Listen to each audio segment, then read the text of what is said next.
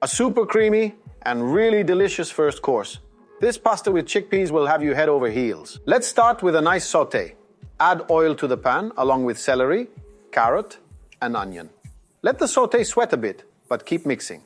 Otherwise, it will burn. Now let's cut the bacon. First, cut off the rind, but don't throw it away. Actually, we will add it to our sauté.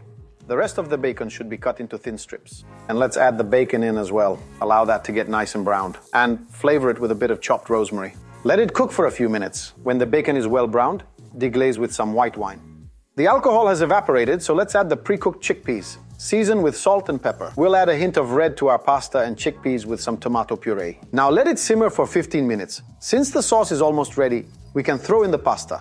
Add the tomato concentrate to the sauce. Thin out the sauce with a ladle full of pasta water and remove the rind. To make the dish extra super creamy, we'll blend up some of the chickpeas. Add that back into the pan and give it a good stir. When the pasta is still rather al dente, transfer it to the saucepan. Give it a nice stir. Then, we should check how much liquid there is inside the saucepan.